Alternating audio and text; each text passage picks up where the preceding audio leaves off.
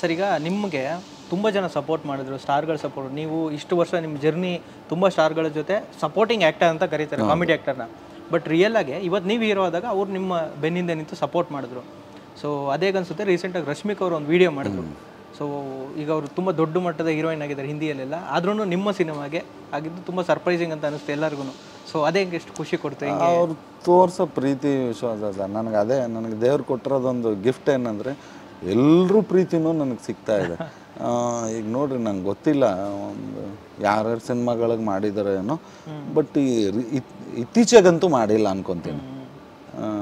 But first time ನನ್ನ ಸಿನಿಮಾಗೆ ಇಡೀ ಸ್ಯಾಂಡಲ್ವುಡ್ಡೇ ಎಲ್ಲ ಸ್ಟಾರ್ಸ್ಗಳು ಸಪೋರ್ಟ್ ಮಾಡ್ತಿದ್ದಾರೆ. ಎಲ್ಲ ಒಂದೊಂದು ರೀತಿಲಿ ಕೆಲವ್ರು ಬೈಟ್ಸ್ ಕೊಡೋದಾಗ್ಬೋದು, ಕೆಲವರು ಎಲ್ಲೋ ಆಚೆ ಕಡೆ ಮಾತಾಡೋದಾಗ್ಬೋದು, ಎಲ್ಲರೂ ಕೊಡ್ತಿದ್ದಾರೆ.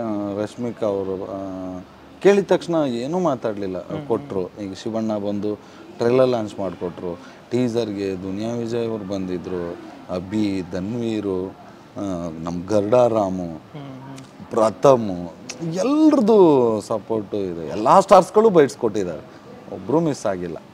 ರಶ್ಮಿಕಾ ಅವ್ರಿಗೆ ನೀವೇ ಕೇಳಿದ್ದ ಅಥವಾ ಕೇಳಿದ ತಕ್ಷಣ ಒಪ್ಕೊಂಡ್ರ ಅಥವಾ ಈಗ ಕೇಳಿದ ತಕ್ಷಣ ಒಂದು ಮಾತು ಆಡಲಿಲ್ಲ ಪಾಪ.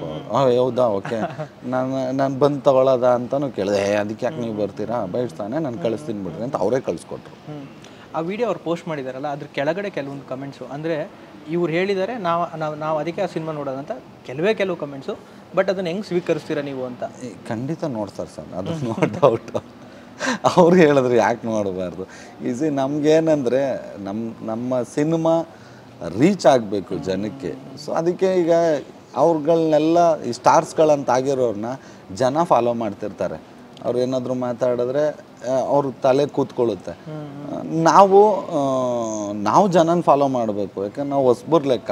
ನಾವು ಹೋಗಿ ಇಲ್ಲ ನಮ್ಮ ಸಿನಿಮಾ ಇದೆ ಹಂಗೆ ಹಿಂಗೆ ಅಂತ ನಾವು ಎಷ್ಟು ಒದ್ದಾಡಿದ್ರು ಈ ಥರದ್ದು ಒಂದೊಂದು ವೀಡಿಯೋಗಳು ಬಂದಾಗ ಬೇಗ ರೀಚ್ ಆಗೋಗುತ್ತೆ. ಆ ಉದ್ದೇಶಕ್ಕೆ ಎಲ್ಲರೂ ಕೊಟ್ಟಿದ್ದಾರೆ, ನೋಡ್ತಾರೆ 100%.